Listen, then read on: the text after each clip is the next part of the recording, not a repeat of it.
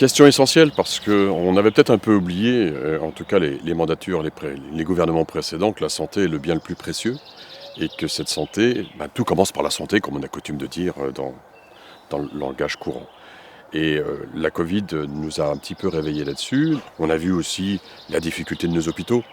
Nos hôpitaux ont été certainement sous-dotés, le personnel sous-payé. Et il y a un travail considérable à faire pour rattraper le retard pris depuis 10-15 ans dans ce pays. C'est entamé, 15 milliards ont été mis, il va falloir en mettre encore plus probablement, et mieux redéfinir la partition entre l'administration hospitalière et les collègues médecins. Je crois que là aussi, il y a un vrai challenge et un vrai enjeu.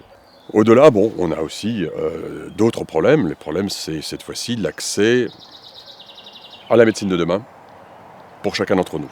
Moi, c'est là-dessus sur lequel je travaille. Cette médecine de demain, on est en train de vivre une révolution médicale, aussi bien sur le diagnostic, et l'intelligence artificielle, aussi bien sur les nouveaux médicaments.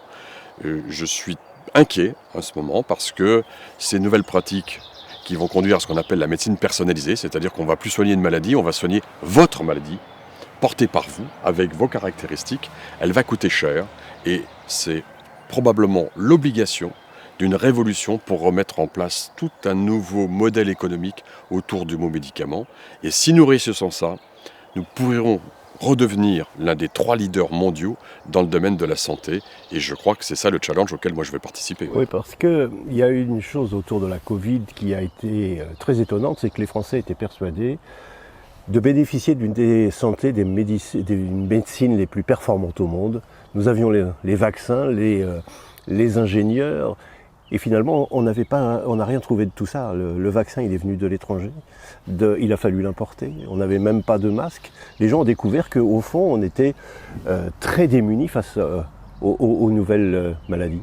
Plusieurs explications, je vais n'en citer que 2.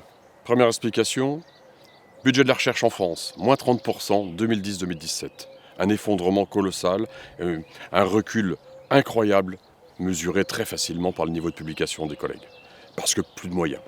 Deuxième exemple, une désindustrialisation de ce pays depuis la fin des années 80, auquel personne ne s'était sérieusement attaqué. Et je dois dire, en tout cas dans le domaine de la santé, ce qui se passe depuis quelques années, sur les 3 dernières années, parce que je l'observe, les réinvestissements massifs des entreprises françaises, mais aussi d'entreprises étrangères, parce que je rappelle que la France est devenue le premier site d'investissement des entreprises étrangères depuis 3 ans, me laisse un espoir pour le futur.